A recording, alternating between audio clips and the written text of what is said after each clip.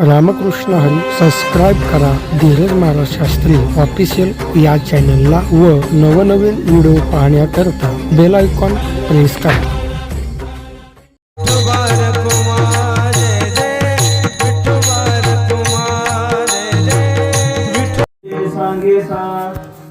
देव कृपा करील मज काय लाज राखेल समचरण सरोजम सांद्र नीलांबुदाभं जघनलिहित पाणिं मंडनं मंडनानां तरुण तुलसी माला कंधरं कंजनेत्रं सदय धवलहासं विठ्ठलं चिंतयामि करो प्रथम नमन दुसरे चरणा संतांची या त्यांच्या कृपादाने कथेचा विस्तार बाबाजी सद्गुरु दास तुकार योग ध्यान समायुक्तम निष्परिपंचलम परिग्रहम प्रसन्नम वदनम शांतम मंगलम सुमनोहरम ज्ञान वैराग्य संपन्न खंड निज बोध रूपम पूर्ण ब्रह्माशे सद्गुरे वामनाय नमोस्तुते नसे आप परायसा जगी जो महात्मा विरक्ती श्रेष्ठ भक्ती स्मरे नित्य रामा तिथी माघ पौर्णिमा साधोनी वाट धरिली निज धामा नमस्कार माझा सद्गुरु सावळ रामा मस्तक माझा पायावरी या वारकरी संतांच्या कुसावेसे हेची वाटे जे जे भेटे तयासी देव कृपा करील मज काय लाज राखेल विठ्ठला साधक दैवत राजाधिराज भगवान श्री पांडुरंग परमात्मा कैवल्य साम्राज्य चक्रवर्ती विश्वसंत महावैष्णव ज्ञानराज माऊली स्वानंद सुखनिवासी प्रातस्मरणीय ब्रह्मलीन सद्गुरु वामन बाबा सद्गुरु सावरराम बाबा महाराज समर्थ सद्गुरु शंकर महाराज रसाळ दादा परमश्रद्धेय आदरणीय प्रातस्मरणीय ब्रह्मलीन सद्गुरु किसन महाराज सद्गुरु श्री भाऊसाहेब महाराज आदी करून सगळी संत महात्मा मंडळी माझ्या समोर उपस्थित माझ्यापेक्षा ज्ञानाने वयाने अनुभवाने ज्येष्ठ श्रेष्ठ कीर्तनकार प्रवचनकार वर्ग उपस्थित मातृभगिनी वर्ग श्रोता वर्ग गुणीजन गायक वादक आदी करून कलाकार वर्ग तुम्हा सर्वांच्या चरणी साष्टांग प्रणिपात करून परमात्म्याच्या संकीर्तनाला आरंभ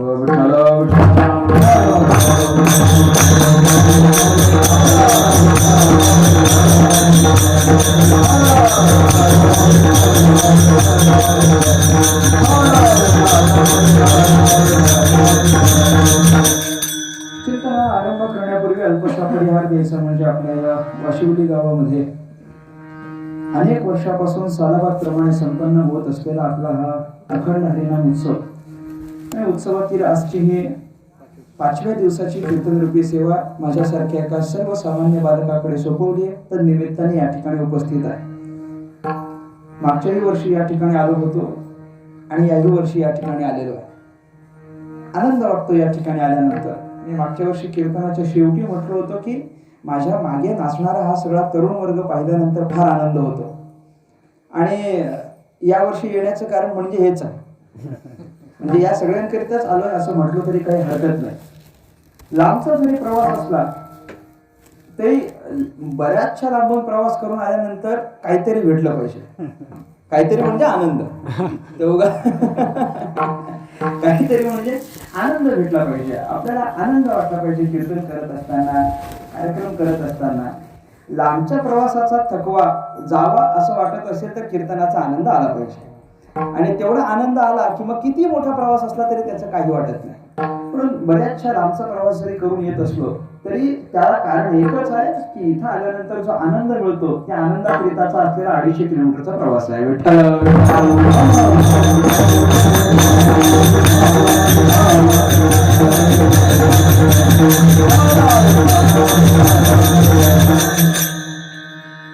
तर निमित्ताने सेविकेता निवडलेला अभंग जगद्गुरु संत श्रेष्ठ तुकाराम महाराज यांचा 4 चरणांचा अत्यंत सरळ सोपा जवळजवळ सगळ्यांच्या परिचयाचा आणि सगळ्यांच्या पाठांतरातला असलेला हा अभंग आहे.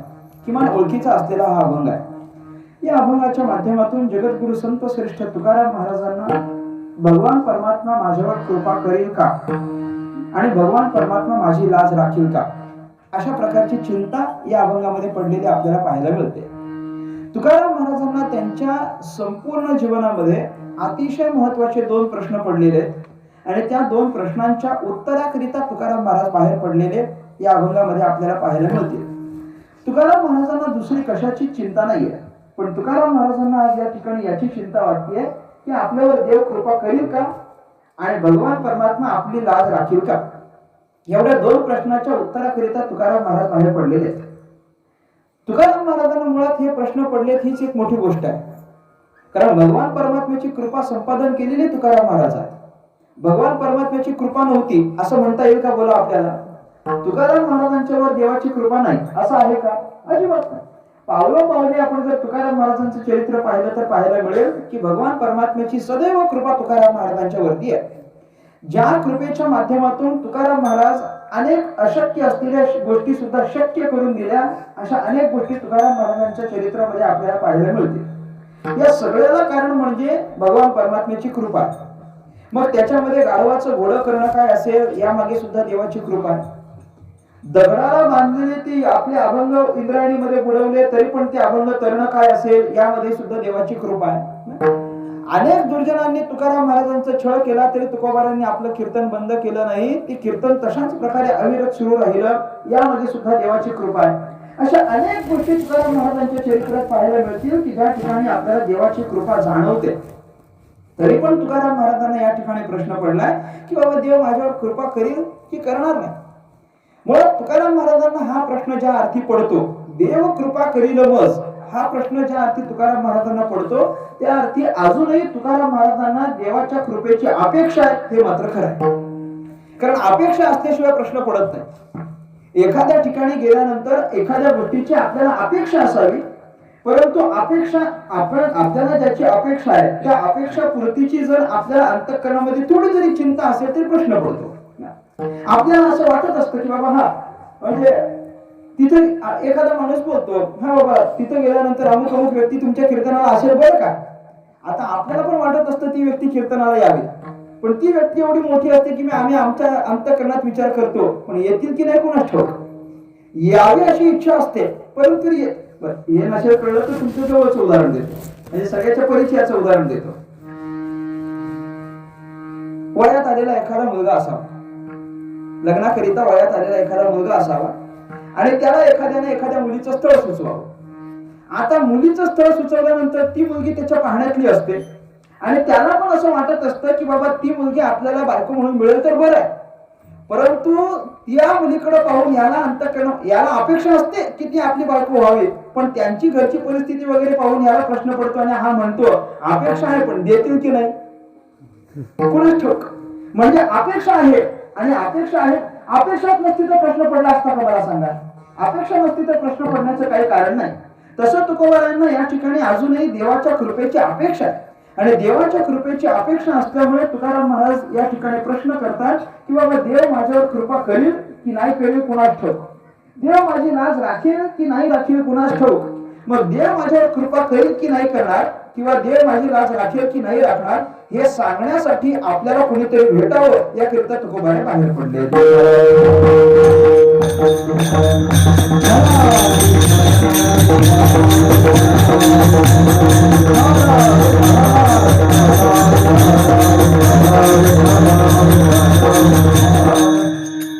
तसं तुकाराम महाराजांसारख्या महात्म्याच्या अंतःकरणामध्ये चिंता उत्पन्न होणं हे काही चांगलं लक्षण नाही. श्रीमद भागवताच्या मध्ये सुद्धा असा विचार आलेला आहे की बाबा महात्मा आणि चिंता हे समीकरण बसत नाही. महात्म्याच्या मुखावर कधी चिंता नाही दिसली पाहिजे. महात्म्याचं मुख सदैव प्रसन्न असलं पाहिजे किंवा महात्म्याचं मुख सदैव प्रसन्न असलं पाहिजे असं म्हणण्यापेक्षा ज्याचं मुखकमल सदैव प्रसन्न असतं त्याला महात्मा म्हणायचं असं आपल्याला उलट व्याख्या करता येते त्याची. म्हणजे आपण म्हणतो असं नाही. जगद्गुरु शंकराचार्य या संबंधाने बोलत असताना असं म्हणतात शांत महांत निवसंती संत वसंत लोक हितम चरतः. जगद्गुरु शंकराचार्यांचं असं म्हणणं आहे की संताची व्याख्या आपण कशी करावी, एखाद्या महात्म्याला आपण कसं ओळखावं. अवघड आहे. महात्म्याला ओळखणं तसं अवघड आहे, परंतु तरी जगद्गुरु शंकराचार्यांनी अतिशय सोपं करून दिलंय आपल्याला. संत किंवा महात्मा किंवा साधू किंवा भक्त कसा ओळखावा हे जगद्गुरु शंकराचार्यांनी आपल्याला फार सोपं करून दिलंय. त्यांनी असं सांगितलंय शांतो महांतो निवसंती संतो. ज्याच्या ठिकाणी शांतता आणि महानता निवास करते त्याला संत म्हणा. आणि आणखी एक महत्वाचं लक्षण सांगतात वसंत लोक हितम चरतः. म्हणजे काय, जगद्गुरु शंकराचार्य म्हणतात की ज्याप्रमाणे वसंत ऋतू आल्यानंतर संपूर्ण पृथ्वीला टवटवीत होण्याकरिता सांगावं लागतं का बोला? त्याच्याकरिता काही वेगळे प्रयत्न करावे लागतात का? नाही नाही. वसंत ऋतू आला की संपूर्ण पृथ्वी, संपूर्ण हे सगळा संसार आपल्याला आपोआप प्रफुल्लित झालेला पाहायला मिळतो. वसंत ऋतू आल्यानंतर ज्याप्रमाणे संपूर्ण पृथ्वी आपोआप टवटवीत झालेली पाहायला मिळते, त्याप्रमाणे ज्याचं मुख पाहिल्यानंतर आपल्या अंतःकरणाला आपोआप प्रसन्नता येते त्याला महात्मा म्हणतात. अगदी सोपं सांगितलंय. काय नाही, याच्यापेक्षा सोपं सांगू का? ज्याला बघितल्यानंतर आपल्याला बरं वाटतं त्याला महात्मा म्हणा. एकदम सोपं. आता याच्यापेक्षा सोपं नाही. ज्याला पाहिल्यानंतर आपल्याला पाहिल्यानंतर एखाद्याला बरं वाटावं एवढं तरी आपलं तोंड चांगलं असावं. कमीत कमी एवढं तरी चांगलं असावं. बऱ्याच वेळा होतं असं की काही लोकांचं तोंड पाहिल्यानंतर अतिशय महत्वाचं काम घेऊन जर निघालेला बाहेर माणूस असेल ना, तर त्याचं तोंड पाहिल्यानंतरच हा अर्ध्याच रस्त्यातून घरी येतो. याला माहिती असतं याचं तोंड बघितलं म्हणजे माझं काम होणार, न गेलेलंच बरं, एवढी खात्री असते. 100% गॅरंटी. त्याला माहिती असतं आता आपलं काम होणार नाही, घरी आलेलं बरं. पण त्याच ठिकाणी काही माणसाचं तोंड एवढं चांगलं असतं की एखादं अशक्य असलेलं काम घेऊन जरी निघालेला असता आणि त्याचा चेहरा पाहिला की पाहिल्यानंतर याला असं वाटतं की बाबा एवढे दिवस नाही झालं पण यांचं तोंड बघितलंय ना म्हणजे आज आपलं काम होणार. यांचं तोंड पाहिल्यानंतर आपलं काम होणार असं ज्याच्या तोंडाकडे पाहून तुम्हाला पाहायला वाटेल त्याला म्हणायचं महात्मा. अगदी सोपं आहे, फार सोपं आहे. आमच्या परिसरामध्ये एक महात्मा आहे, शिवेंद्र पुरीजी महाराज म्हणून त्यांचं नाव आहे. ते प्रत्येक शुक्रवारी आमच्याकडे जेवढी मंदिर आहेत, म्हणजे पार अगदी आमच्या उल्हासनगर पासून ते आमच्या गावापर्यंत जेवढी मंदिर आहेत त्या प्रत्येक मंदिरामध्ये त्या देवतेला पुष्पहार अर्पण करण्याकरिता येत असतात. त्यांच्या मुखकमलावरची प्रसन्नता एवढी सुंदर आहे की म्हणजे आम्ही सुद्धा कीर्तनाला निघाल्यानंतर जर आम्ही त्यांचा चेहरा बघितला तर आम्हाला पण असं वाटतं आजचं कीर्तन चांगलं होणार. म्हणजे एखाद्या महात्म्याला पाहिल्यानंतर, एखाद्या माणसाला पाहिल्यानंतर आपल्या अंतःकरणाला जर बरं वाटत असेल, एखाद्या माणसाला पाहिल्यानंतर जर आपल्या चित्ताला प्रसन्नता होत असेल तर त्याला आपण महात्मा म्हटलं पाहिजे. एवढी सोपी व्याख्या जगद्गुरु शंकराचार्यांनी केली आहे. यातून अर्थ आपल्याला एवढाच बांधायचा आहे की महात्मा आणि प्रसन्नता हे समीकरण आहे, महात्मा आणि चिंता हे समीकरण कधीच नाही. किंबहुना ज्या वेळेला भागवताचा मी उच्चार करून गेलो की ज्या वेळेला सनकादिकांच्या समोर नारद महर्षी गेले ना, सुरुवातीला अगदी महात्म्यामध्ये आलेला प्रसंग आहे. सनकादिकांच्या समोर ज्या वेळेला नारद महर्षी गेले तेव्हा नारद महर्षींना पाहिल्यानंतर त्यांना असं दिसलं की नारद महर्षींच्या मुखकमलावर चिंता आहे. मग त्या पुरुषांनी, त्या सत्पुरुषांनी, चौघांनी पण नारद महर्षींना प्रश्न केला की का महर्षी तुमच्या चेहऱ्यावर ही चिंता का बरं? वास्तविक पाहता साधू आणि चिंता समीकरण बसत नाही हे तिथं त्यांनी सांगितलंय. मग तुमच्या मुखकमलावर चिंता काय? मग नारदांनी आपल्या चिंतेचं कारण वगैरे सांगितलेलं आहे, तो भाग वेगळा आहे. मला फक्त एवढंच बोलायचंय की साधू आणि चिंता हे समीकरण कधीच नसतं. साधू आणि प्रसन्नता हेच समीकरण जर असेल तर आज तुकाराम महाराजांना या ठिकाणी चिंता वाटते, त्याचं कारण जर देवाची कृपा असेल तर तुकाराम महाराजांच्या अंतःकरणात देवाच्या कृपेची नक्की काहीतरी अपेक्षा असली पाहिजे. त्याशिवाय ही चिंता आपल्याला पाहायला मिळाली नसते. आपल्यावर देवाची कृपा व्हावी आणि देवाने आपली लाज राखावी या दोन चिंता असल्या कारणाने तुकाराम महाराज चिंतेचं उत्तर शोधण्याकरिता बाहेर पडले.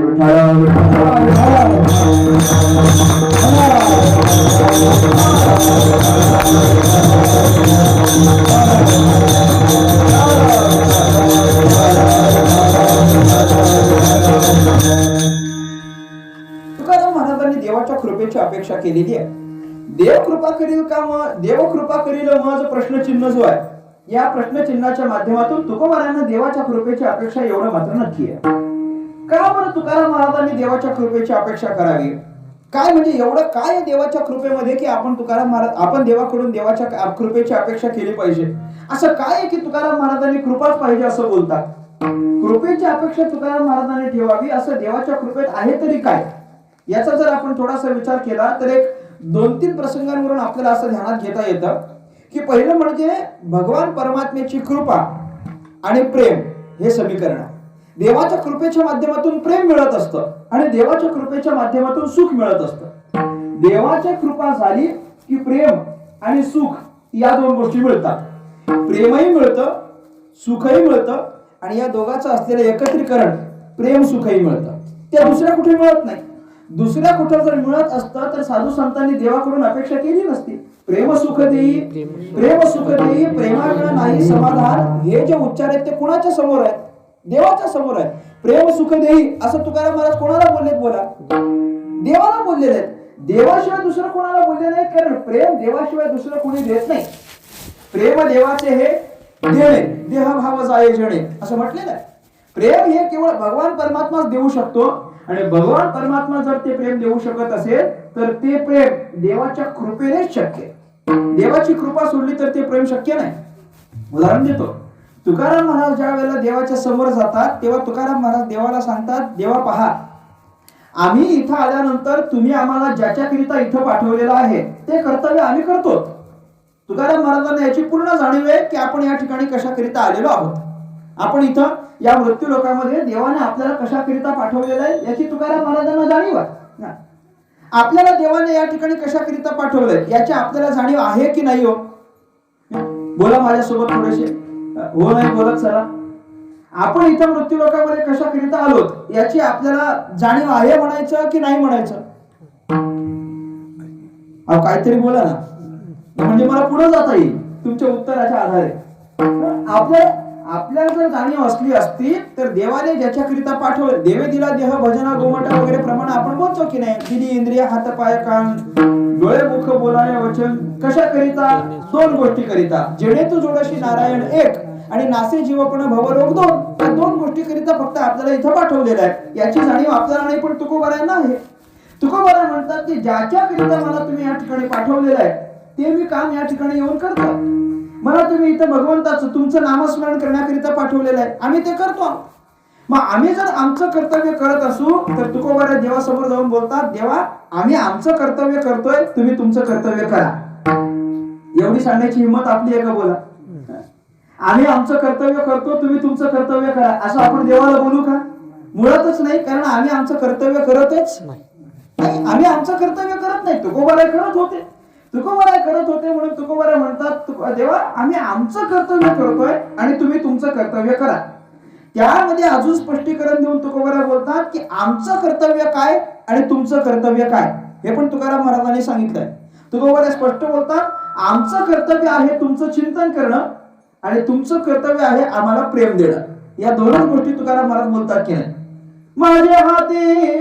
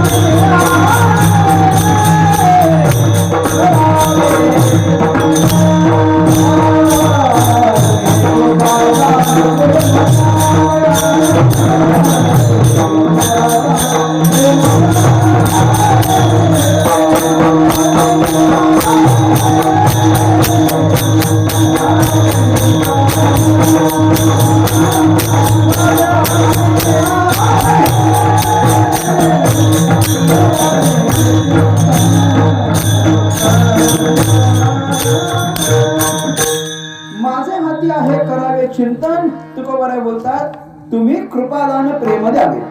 म्हणजे माझ्या हातात आहे तुमचं चिंतन करणं आणि तुमचं कर्तव्य आहे आम्हाला त्याच्याबद्दल कृपादान आणि प्रेम देणं. त्याच्यामुळे प्रेम हे तुम्ही आम्हाला दिलं पाहिजे. भगवान परमात्म्याची कृपा आपल्याला प्रेम देते. भगवंताची कृपाच प्रेम देते. दुसरं काही प्रेम देऊ शकत नाही. आपल्या जीवनामध्ये आपण जेवढ्या गोष्टी जवळ केल्या तेवढ्यातल्या कुठल्याच गोष्टी आपल्याला प्रेम देत नाही. प्रेम देणारी एकच गोष्ट आहे ती म्हणजे भगवंताची कृपा. बाकी गोष्टी मला सांगा, देवाच्या जवळ गेल्यानंतर आपण देवाकडून काय मागितलं पाहिजे? मी अनेक वेळा सांगतो, देवाच्या जवळ गेल्यानंतर आपण नमस्कार केला तर देवाकडून काय मागावं? आपण देवाकडून फक्त देवाची कृपा मागावी. देवाला हात जोडून फक्त एवढंच सांगावं, देवा मला काही नको, फक्त तुमची कृपा असू द्या, एवढं फक्त आपण म्हणावं. आपण एवढं सोडून बाकी सगळं म्हणतो. कृपा आपण, मला सांगा बरं, कधी आपण देवाची कृपा मागितली देवाकडून? कधीच नाही. कृपा मागतो पण ती कृपा, त्या कृपेच्या सोबत दुसरं काहीतरी लटकन असतं. म्हणजे आमचं घर वर्षात तयार झालं पाहिजे याच्याकरता कृपा असू द्या, आमची वर्षात गाडी आली पाहिजे याच्याकरता कृपा असू द्या. म्हणजे कृपा असू द्या पण ती कृपा केवढी लिमिटेड असावी हे आम्हीच देवाला सांगून देतो. बाबा आम्हाला मर्यादितच कृपा दे, जास्त नको. तुका मला कृपेची अपेक्षा आहे, कारण कृपा प्रेम देत. बरं ठीक आहे, देवाची कृपा प्रेम देते हे पटण्यासाठी आपल्याला ज्ञानेश्वर महाराजांची ओवी कदाचित पाठ नसेल, तुकोबारायांचे अभंग कदाचित पाठ नसतील, गणपती बाप्पाची आरती पाठ आहे का? हो बोला की आता, ही सगळ्यांची पाठ आहे की नाही? बोलून बघा बरं, याच्यामध्येच उत्तर आहे. सुख करता दुःख हरता वार्ता विघ्नाची नुरवी पूर्वी प्रेम कृपा दयाची. हे सोपं आहे. याच्यामध्ये भगवान परमात्म्याची आरती, आरती म्हणजे काय आहे? ज्याच्यामध्ये भगवंताची स्तुती केली जाते ती आरती आहे. कुठली पण आरती उचलून पहा, त्याच्यामध्ये काय आहे? स्तुती असते. देवाची आरती असेल तर देवाची स्तुती आहे, संतांची आरती असेल तर संतांची स्तुती आहे, त्याच्यामध्ये स्तुती असते. आणि आपण आरती का करायची असते हो? आरती का करावी या प्रश्नाचं एकदा मी उत्तर शोधण्याकरिता गेलो. काही पुस्तकं पाहिली. एका पुस्तकामध्ये उत्तर असं भेटतं की आपण आरती का करायची आणि आरती शेवटीच का करायची असते. आरती आपण शेवटीच का करतो त्याचं उत्तर त्यांनी असं छान दिलं होतं. म्हणजे आपण जे काही कर्म करायला सुरुवात केलेली आहे, जे काही आपण ब्रह्मकर्म, जे काही आपण सत्कर्म करायला सुरुवात केलेली आहे, त्या सत्कर्मामध्ये जर काही चूक झाली असेल किंवा त्या ब्रह्मकर्मामध्ये जर काही चुका झाल्या असतील तर त्या चुका ज्या ठिकाणी माफ केल्या जातात ती म्हणजे काय आहे? आरती आहे. फक्त ते उत्तर ऐकल्यानंतर मला असा प्रश्न पडला की सगळ्या कर्माच्या चुका या आरतीत माफ होतात, तर आरतीतल्या चुका कुठे माफ होत असतील? कारण आमच्या आरतीतच बऱ्याच चुका असतात.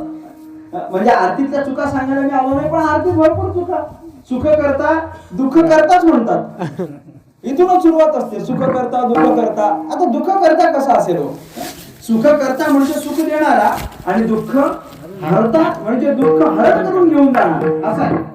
सुख देणारा दुःख हरण करून घेऊन जाणारा. सुख करता दुःख हरता वार्ता विघ्नाची. आणि पुढचा जो नुरवी शब्द आहे तो अलीकडे घ्यायचा. वार्ता विघ्नाची नुरवी. नुरवी म्हणजे न उरवी, म्हणजे तो उरवत नाही, आपल्याकडे ठेवतच नाही. विघ्नाची वार्ता आपल्या कानावर सुद्धा पडू देत नाही तो. सुख करता दुःख हरता वार्ता विघ्नाची नुरवी. आणि पूर्वी प्रेम कृपा जयाची. म्हणजे जयाची कृपा प्रेम पूर्वी, वार्ता विघ्नाची नुरवी, दुःख हरता आणि सुख करता असा जो, म्हणून जय देव जय मंगलमूर्ती असा याचा अर्थ आहे. मला एवढा अर्थ अभिप्रेत आहे की बाबा जयाची कृपा प्रेम पुरवी. ज्याची कृपा प्रेम आपल्याला देते तो भगवंत आहे. म्हणजे ज्याची कृपा प्रेम देत असेल तर भगवान परमात्म्याची कृपा एवढे एकच प्रेमाकरिता कारण आहे. म्हणून तुकाराम मला प्रेमाची अपेक्षा आपल्याकडून देवाकडून करतात, बाकी काही नाही. प्रेमाची अपेक्षा करतात कारण प्रेमाने, कृपेनेच प्रेम देणं शक्य आहे. बरं, कृपेने प्रेम प्राप्त होतं. अजून काय आहे? कृपेने ज्ञान प्राप्त होतं. मोक्षाकरिता असलेलं जे साधारण कारण आहे ते ज्ञान कृपेने प्राप्त होतं. भगवान परमात्म्याची कृपा सगळ्या गोकुळावर झाली आणि त्या कृपेच्या माध्यमातून गोकुळातल्या लोकांना ज्ञान झालं. नाहीतर ज्ञानाचा आणि गोकुळातल्या लोकांचा काही संबंध नव्हता. गोकुळच्या लोका झाले ब्रह्मज्ञान, केली वाचून जप तपे. बालक्रीडा बोलते तुकाराम महाराजांची. गोकुळातल्या लोकांना जे काही ब्रह्मज्ञान झालं त्याच्याकरिता गोकुळातल्या लोकांनी कुठलं जप केलं नाही, तप केलं नाही, काही नाही, कुठलीच साधना केली नाही, पण तरी पण त्यांना ब्रह्मज्ञान प्राप्त झालं. कशाच्या माध्यमातून? देवाच्या कृपेच्या माध्यमातून. म्हणजे देवाच्या कृपेने ज्ञान आहे, देवाच्या कृपेने प्रेम आहे, किंबहुना देवाची कृपा झाली की आपल्याला जे हवं ते सगळंच प्राप्त होतं. एवढ्याकरिता देवाची कृपा पाहिजे.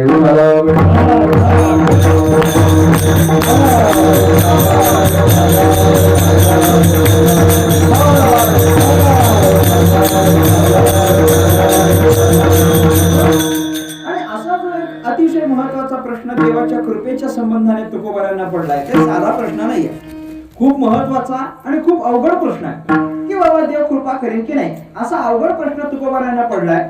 पण आता हा प्रश्न पडलाय म्हटल्यानंतर या प्रश्नाचं उत्तर देणारा कोणीतरी भेटावा ही हुरहुर तुकाराम महाराजांच्या अंतःकरणाला लागली.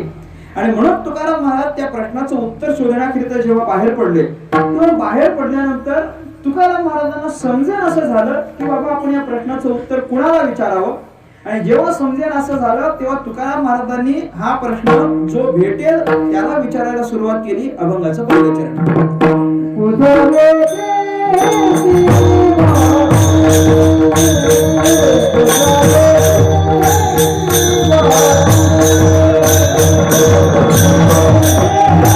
जे जे भेटे तयासी तुकाराम महाराज म्हटले, जो कुणी आता आपल्याला भेटेल त्याला एकच प्रश्न आहे, देव कृपा करील मग.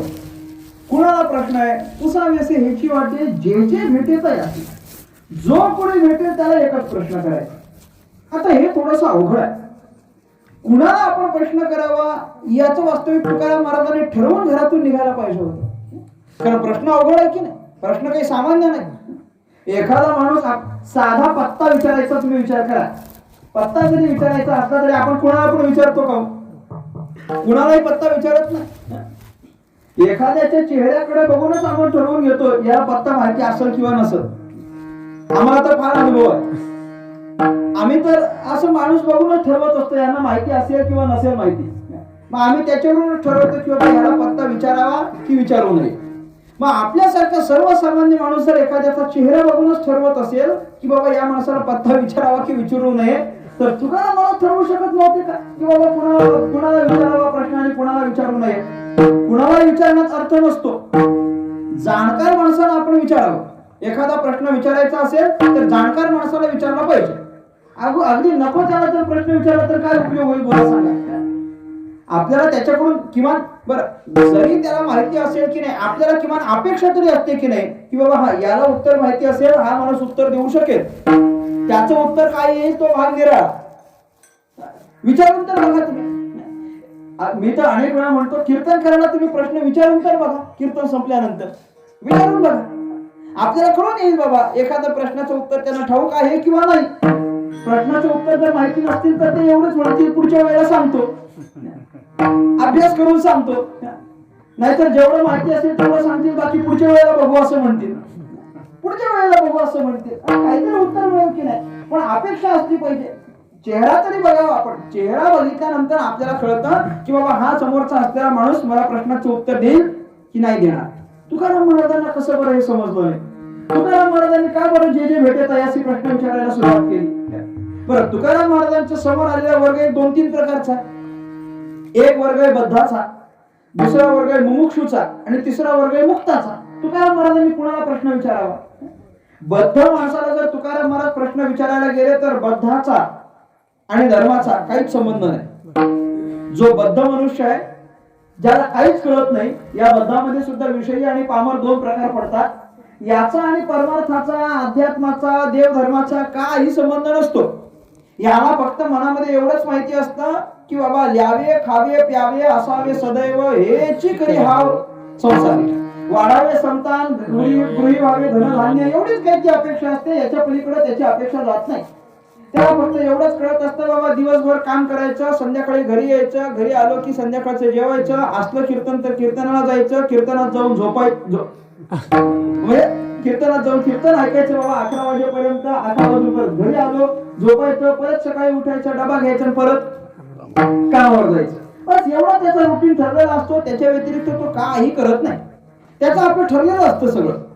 देव धर्म वगैरे याच्याशी त्याचा काही संबंध नसतो. देव धर्माला सगळंच मागे टाकलेलं असतं. देव धर्म सांधी पडिले सकळ, तुकाराम महाराज बोलतात. विषयी गोंधळ गाजत असे. केवळ विषयाचं सेवन करणं एवढंच काय ते त्याला माहिती असतं. तो त्याच्या पलीकडे कधीच विचार करत नाही. मग अशा प्रकारच्या बद्धाला देव कृपा करील का मज असा प्रश्न विचारून चालेल का? जो कधीच सत्याला येत नाही त्याला प्रश्न करून चालेल का आज कोणाचं कीर्तन आहे? नाही उपयोग त्याचा. काहीतरी जाणकार माणसाला विचारला पाहिजे. बद्ध माणसाला असले प्रश्न विचारून उपयोग नाही. बर, मग मुमुक्षूला विचारा. मुमुक्षू माणूस आहे. मुमुक्षू म्हणजे कोण? ज्याला काहीतरी मोक्षाची इच्छा आहे तो मोक्षमिच्छन्तु इति मुमुक्षू. जो मोक्षाची इच्छा करतो त्याला मुमुक्षू म्हणा. तर मुमुक्षू माणसाला प्रश्न विचारायला जावं तर त्यालाही चालत नाही, कारण मुमुक्षू आणि तुकाराम महाराज एकाच वर्गातले. मुमुक्षूला पण प्रश्न पडलेला आणि तुकाराम महाराजांना पण प्रश्न पडलेला. दोघांना एकच प्रश्न पडलेला असेल तर कुणी कुणाच्या प्रश्नाचं उत्तर द्यावं मला सांगावं. 10 दिवसाचा उपाशी असलेला माणूस महिनाभर उपाशी असलेल्या माणसाला भेटावा आणि त्याला बोलावं आपल्या जेवणाची सोय कर. जमेल का? तो किती दिवसाचा उपाशी? तुम्ही जागे आहेत ना? तो भेटला तो किती दिवसाचा उपाशी? महिनाभराचा. आणि हा किती दिवसाचा उपाशी? 10 दिवसाचा. एक उपाशी दुसऱ्या उपाशीला विचारतो बाबा माझ्या जेवणाची सोय कर. कसं चालेल? ते शक्य नाही. आमच्याकडे एक म्हण आहे, एकादशीच्या दिवशी शिवरात्र पाहुणी. आमच्याकडे असं म्हणतात, ही पण उपाशी आणि ती पण उपाशी, दोघं पण एकामेकाला खाऊ घालू शकत नाही. काय उपयोग आहे त्याचा? उपयोग नाही. तसे तुकाराम महाराज आणि हा जो मुमुक्षू आहे तो, हे दोघे एकाच वर्गातले. एका वर्गातले म्हणजे तुकाराम महाराजांना पण प्रश्न पडलाय आणि मुमुक्षूला सुद्धा असाच प्रश्न पडलाय. मुमुक्षूचा हा प्रश्न तुकाराम महाराजांच्या प्रश्नाच्या पेक्षा काही वेगळा नसतो. हा तुकाराम महाराजांचा पण सारखाच प्रश्न असतो. मुमुक्षूचे प्रश्न कसे असतात? कैनी उद्धार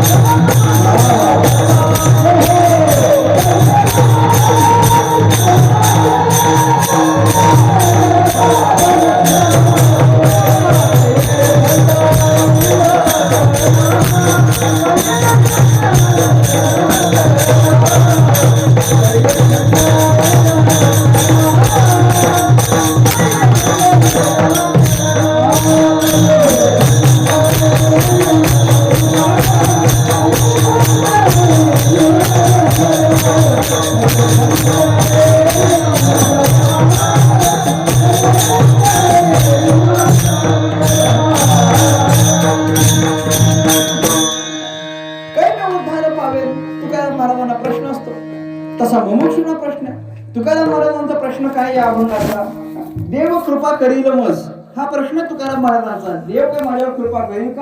आणि मुमुक्षूचा प्रश्न काय? कै मी उद्धार पावीन, कै कृपा करील नारायण. हा त्या मुमुक्षूचा प्रश्न आहे. म्हणजे मुमुक्षूचा प्रश्न तुकाराम महाराजांचा प्रश्न जर सारखा असेल तर कुणी कुणाला उत्तर द्यावं म्हणून मुमुक्षुला विचारून उपयोग नाही. पहिला विचार केला बद्ध माणूस, त्याला विचारून उपयोग नाही, तो उत्तर देण्याच्या पात्रतेचा नाही. दुसरा विचार केला मुमुक्षु माणूस, तो तर तुकोबारांच्या सारखा आहे, तो उत्तर देणार नाही.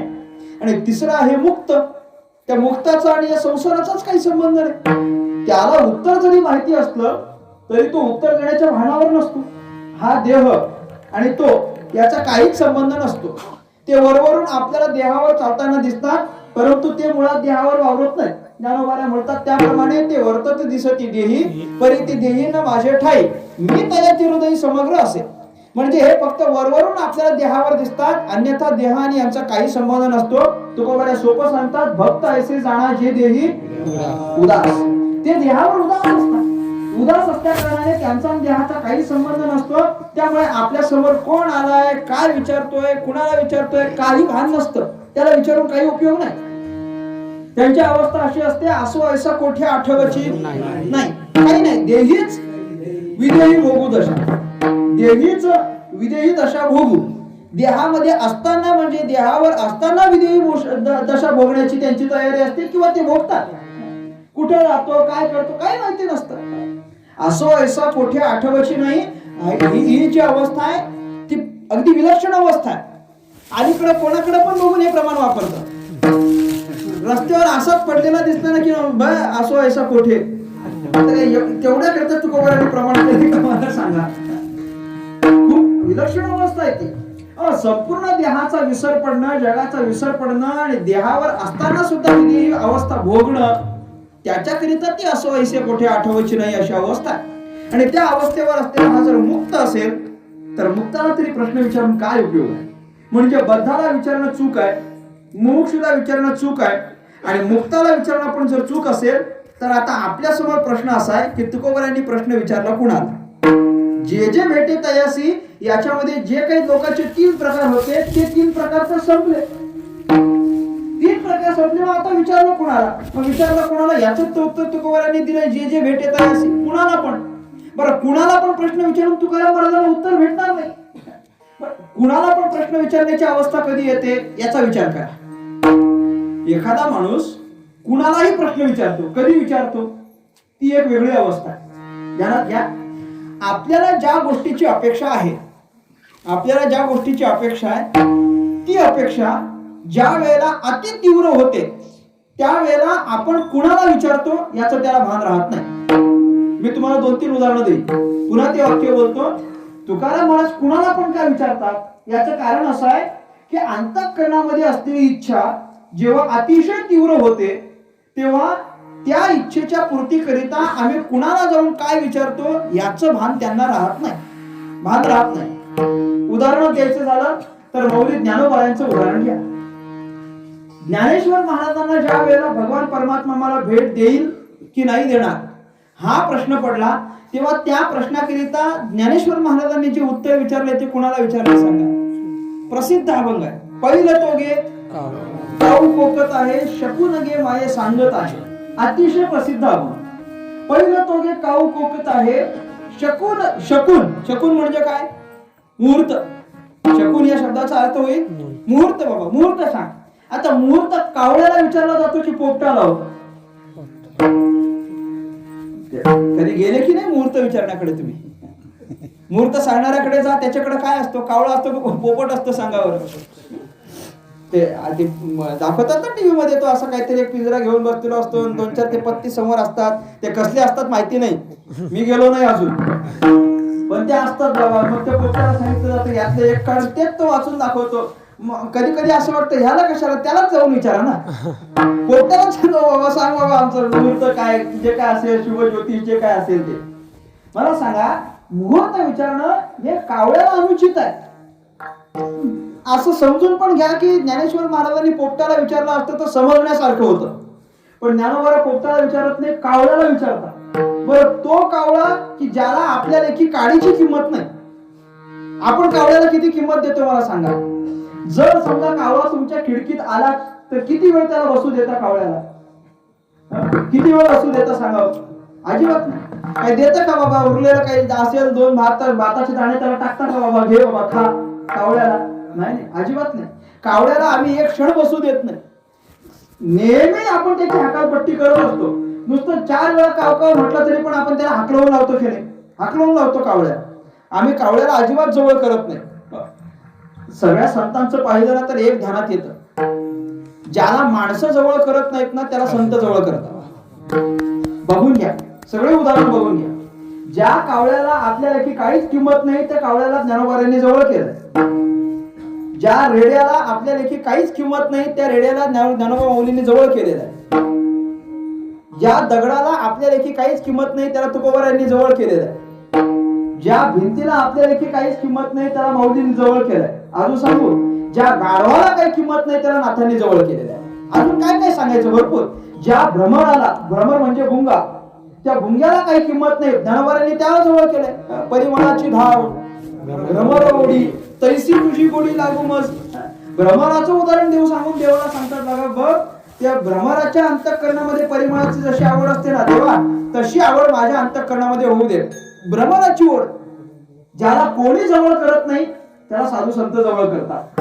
ज्ञानेश्वर महाराजांना ज्या वेळेला देवाच्या भेटीची तीव्र इच्छा निर्माण झाली तेव्हा त्यांना कळलं नाही की आपण कुणाला विचारावं, म्हणून त्यांनी कुणाला विचारलं बोला?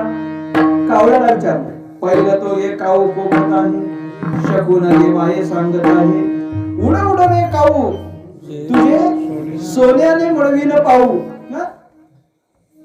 आम्ही सुद्धा कसं दाखवलंय बघा ज्ञानोबारायांनी. कावळ्याला सांगितलं की बाबा उड आणि मला ते सांग भगवान परमात्मा कधी येईल. असं जर सांगितलंस तर तुझे सोन्याने मळवीन पाहू. पाहू म्हणजे पाय. सोन्याचे अलंकार करीन. कुठे घालायला? पायात. पायात. सर्वसामान्यपणे सोन्याचे अलंकार कुठे घालायला करतात बोला?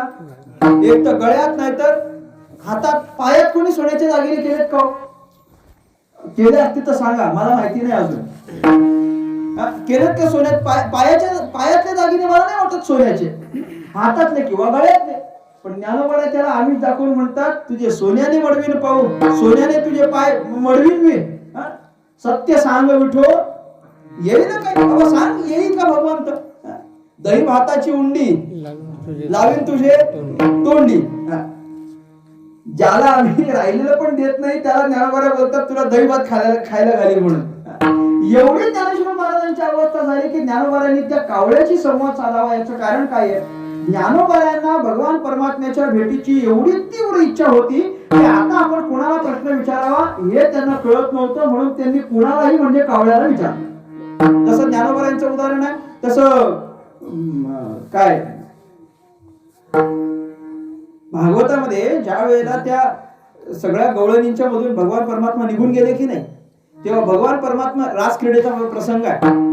रास क्रीडेच्या वेळेला ज्या वेळेला भगवंत निघून गेले त्यावेळेला उपस्थित असलेल्या ज्या त्या 19 गवळणी आहेत त्या सगळ्या गवळणी जे भेटेल त्याला विचारायला लागल्या की आमचा देव कुठे गेला सांगा, आमचा देव कुठे गेला सांगा.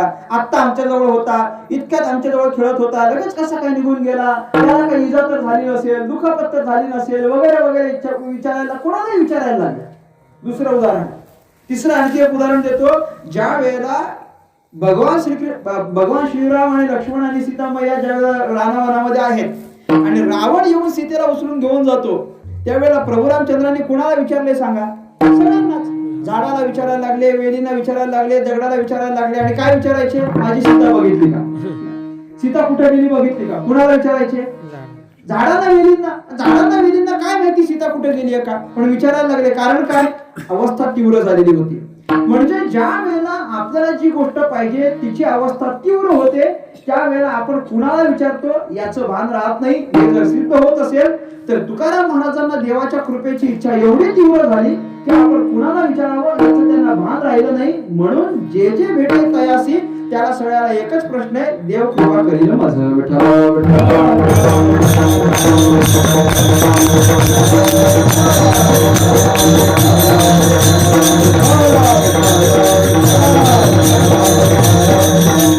म्हणजे भगवान परमात्मा माझ्यावर कृपा करेल का हा प्रश्न एक आहे. आणि या प्रश्नाला जोडून आलेला आणखी एक प्रश्न तुकाराम महाराजांनी विचारलाय. अभंगाचं दुसरं चरण. देव कृपा करील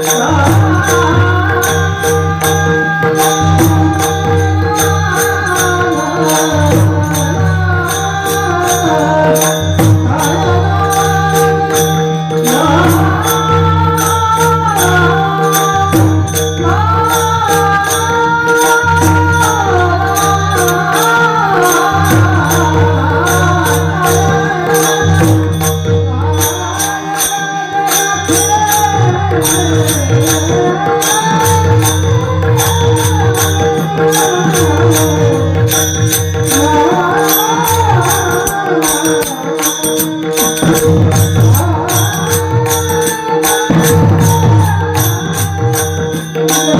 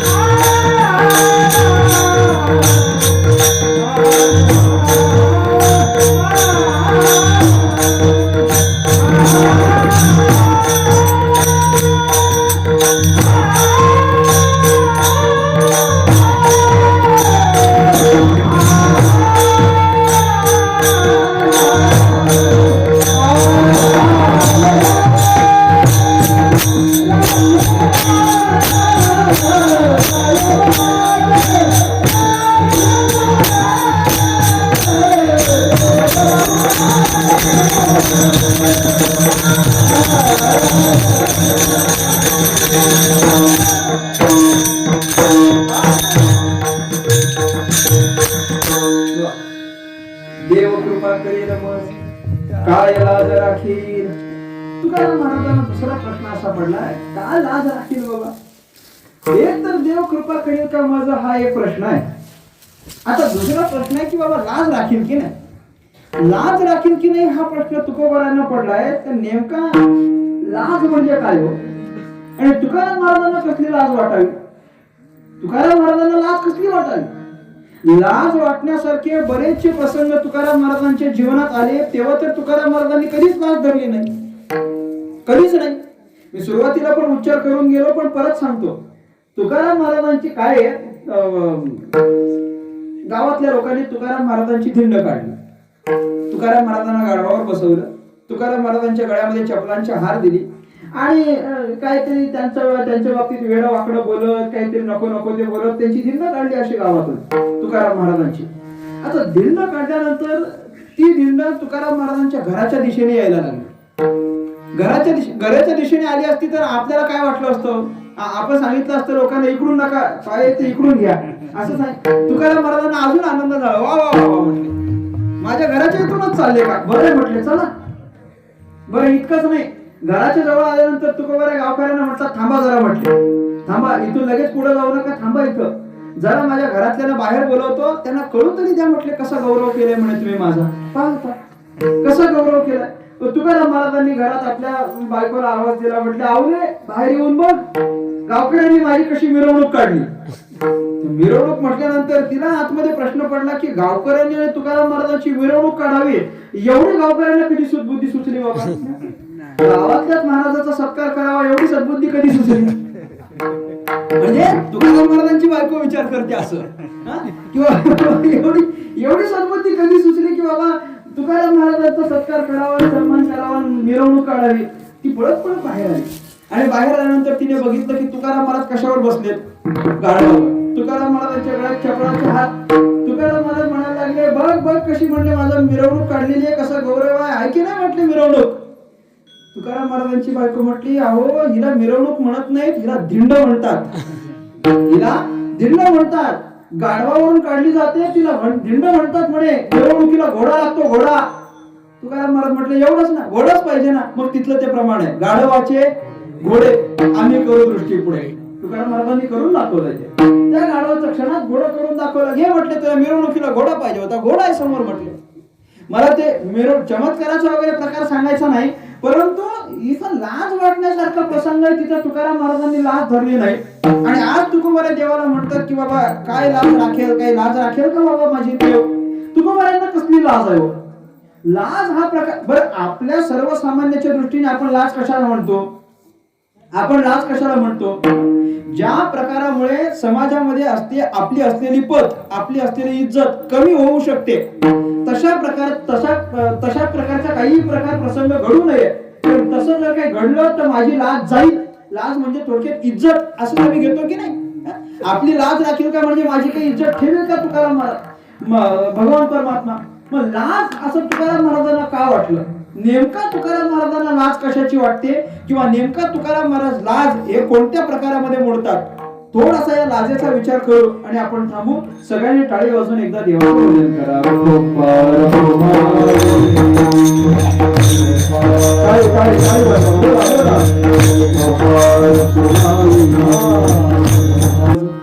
काय लाज राखे. जगद्गुरु संत श्रेष्ठ तुकाराम महाराजांचा एका अर्थाने देवाच्या कृपेची अपेक्षा करून भगवंत माझ्यावर कृपा करील का असा प्रश्न घेऊन त्या प्रश्नाच्या उत्तराकरिता चिंतायुक्त असलेल्या तुकोबाला या अभंगामध्ये पाहायला मिळाले. तुकोबाला चिंता वाटायला लागली की देव माझ्यावर कृपा करेल का, म्हणून देवाची कृपा कशाकरिता पाहिजे याचा आपण विचार केला.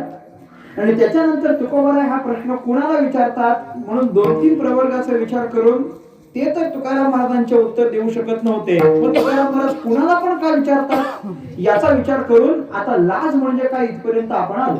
तुकाराम महाराज बोलतात की बाबा काय लाज राखील, म्हणजे तुकाराम महाराजांना कशाची तरी लाज वाटते. पण तुकाराम महाराजांना ज्याची लाज वाटते ते काय आहे, उत्तर देतो. ज्ञानेश्वर महाराजांनी ज्ञानेश्वरीमध्ये या संबंधाने उत्तर असं घातलेलं आहे की बाबा आपल्याला लाज कसली वाटली पाहिजे. तुकोबा म्हणतात की लाज याची वाटते की या मृत्यू लोकामध्ये आल्यानंतर, मनुष्य जन्माला आल्यानंतर देवाने माझ्यावर कृपा करावी आणि देवाची कृपा संपादन न करता जर मेलो तर याच्यापेक्षा दुसरं लाजेचं काही नाही. सोपं उत्तर. देवाची कृपा संपादन न करता जर मी असाच मेलो काय उपयोग नाही, त्याचा काय उपयोग होईल मला सांगा. भगवंताने भजन करण्याकरिता पाठवलंय, भजन न करता जर मी मेलो तर याच्यासारखं दुसरं लाजेचं काही नाही. ज्याच्याकरिता जे कर्तव्य म्हणून घेऊन आलेलो आहोत ते कर्तव्यच केलं नाही तर त्याच्यापेक्षा दुसरं लाजेचं काही नाही. इथं भगवान परमात्म्याची कृपा संपादन करावी. बरं देवाने सगळं देऊन पाठवलंय की नाही, सगळं देऊन पाठवलंय. देवाने असं नाही सांगितलं की बाबा देवाने आपल्याला मोकळं नाही. इंग्रजीमध्ये त्याला रॉ मटेरियल असा शब्द आहे. देवाने काही रॉ मटेरियल घेऊन नाही, काय त्याला मराठी शब्द काय हो, कच्चा माल. हा, आता प्रश्न असा आहे की माझं झालं इंग्रजी शिक्षण सगळं, त्यामुळे सगळ्यालाच मला पर्यायी मराठी शब्द भेटेल असं काही नाही. कच्चा माल तुकाराम भगवान परमात्म्याने काय कच्चा माल म्हणून नाही पाठवला, हा देव तयार करून पाठवला. सुरुवातीला आपण म्हणून दिलो की सगळी इंद्रिय देऊन ती इंद्रिय सगळीच्या सगळी ऍक्टिव्ह मोड मध्ये ठेवून देवाने आपल्याला इथं पाठवलं. सगळे पाठवले व्यवस्थित आहे सगळं. आपल्याला काय नाही सांगा, डोळे आहेत पाहण्याची शक्ती दिली आहे, हात आहेत कर्म करण्याची शक्ती दिलेली आहे, कान दिलेत ऐकण्याची शक्ती दिली आहे. म्हणजे नुसती अवयव आहेत असं नाही, त्या अवयवांच्या मध्ये कार्य करण्याची शक्ती सुद्धा देवाने पाठवलेली आहे. एवढं सगळं जर पाठवलं असेल आणि एवढं सगळं पाठवून सुद्धा जर देवाची कृपा संपादन न करता मेलो तर त्याच्यापेक्षा दुसरं लाजिरवाणं काही नाही.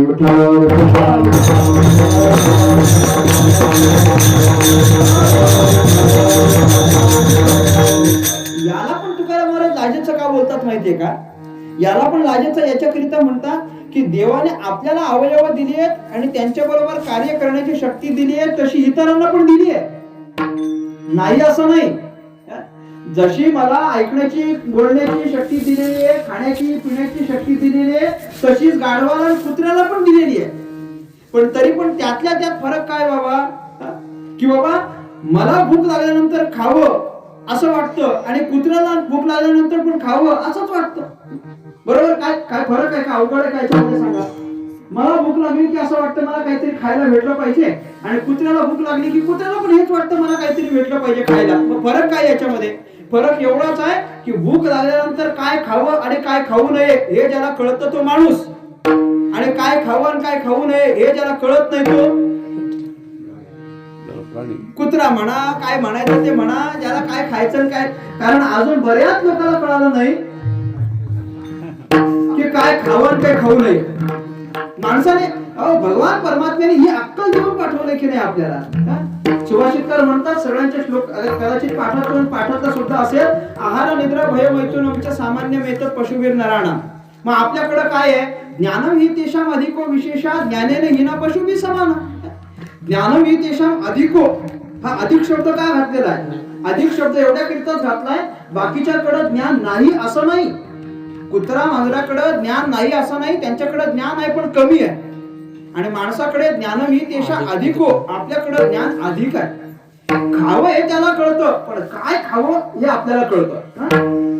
झोप आल्यानंतर झोपलं पाहिजे हे त्याला पण कळतं, आणि झोप आल्यानंतर झोपलं पाहिजे हे माणसाला पण कळतं. पण कुठं झोपावं हे कुत्र्याला कळत नाही, ते माणसाला कळतं की नाही. माणूस कुठेही झोपतो का मला सांगा? नाही नाही, कुठे नाही. तो बरोबर वेळ बघून 9 ते 11 मध्येच झोपतो. त्याच्या झोपत नाही. काय कुठं झोपावं हे माणसाला कळतं व्यवस्थित. माणसाला घरी गेल्यानंतर व्यवस्थित अंथरूण लागतं, मग त्याच्यावर माणूस झोपतो. बाकीचं सगळंच तुम्ही लावून घ्या. मग या सगळ्या कार्यरत असणाऱ्या गोष्टी जर आपल्याला आयत्या दिलेल्या असतील देवाने, तर हे सगळं दिल्यानंतर ते किमान त्याची कृपा संपादन झाली पाहिजे की नाही आपल्याकडून. आणि हे होत नसेल तर तुकाराम महाराज बोलतात हे लाजीरवाण आहे. याच्यापेक्षा दुसरं लाजीरवाण काही नाही. एक किंवा दुसरी गोष्ट ज्ञानोबारायांच्या भाषेत सांगायची झाली तर ज्ञानोबाराय म्हणतात हे असो देहपणे. ज्ञानोबारायांनी म्हटलेले हे असो देहपणे नावा रूपासी येणे नाही लाजीरवाणे याहुनी. ज्ञानोबाराय म्हटले की या देह रूपाला येणं आणि याला नाव रूप लावून घेणं याच्यापेक्षा दुसरी लाजेची गोष्ट नाही. कारण या जन्माला येणं हेच मोठी एक लाज आहे. जन्माला येणं हीच एक मोठी लाज, याच्यापेक्षा दुसरी काही लाज नाही. किती वेळा जन्मा यावे नित्य व्हावे भजित. किती गोड आहे बघा. किती वेळा जन्मा यावे माहिती नाही, पण नित्य व्हावे भजित म्हणजे काय? किती वेळा जन्माला आलो माहिती नाही, पण प्रत्येक वेळा फजिती झाली हे मात्र नक्की. कारण फजिती झाली नसती तर परत आलोच नसतो. फजिती झाली म्हणून आलो. किती जन्म झाला फेरा गणित नाही. जी दाताना किती वेळा जन्म झाला फेरा माहिती नाही आम्हाला आतापर्यंत. बरं नुसता फेरा झाला की नाही? मी गमतीने सांगत असतो फेरा म्हणजे काय. फेरा या शब्दाचा अर्थ काय होतो? एखादं काम घेऊन माणूस वाशिवली मधून निघाला. वाशिवली मधून निघाला, वाईला जायचं आहे, काहीतरी काम घेऊन जायचं आहे. वाईला गेला आणि ते काम न करताच परत आला, किंवा वाईला जाऊन पण त्याचं काम जर झालं नाही आणि तसाच जर परत आला तर आल्यानंतर म्हणतो की नाही उगाच काय झाला बाबा, फेरा झाला. किंवा त्याला हेलपाटा असं पण म्हणतात. उगाच फेरा झाला बाबा म्हणजे काय? तिथं गेल्यानंतर जे काम व्हायला पाहिजे होतं ते काम झालं नाही, तसाच परत आला. याला जर फेरा म्हणत असतील तर मनुष्य जन्माला आला, जे काम व्हायला पाहिजे होतं ते झालं नाही, तसाच परत आला, तर याला फेरा म्हणतात. मनुष्य जन्माला आला, कृपा संपादन करायची होती ती नाही केली, तसाच मेला, याला फेरा म्हणायचा.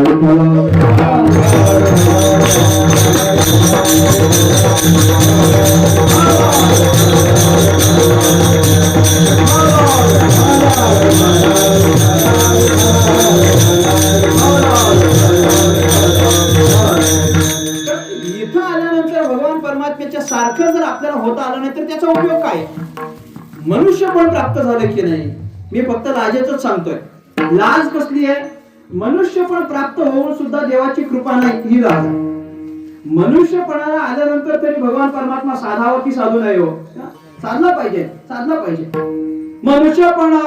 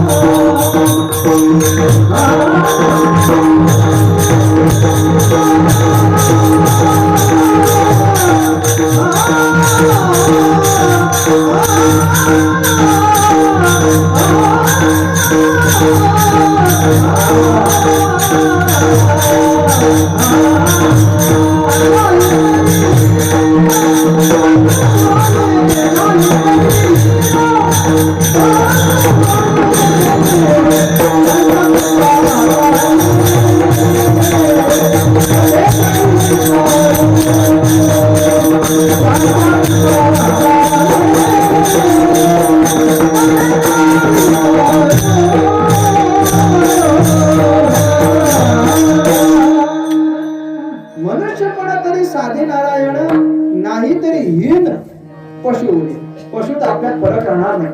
म्हणून तरी त्याची कृपा संपादन झाली पाहिजे.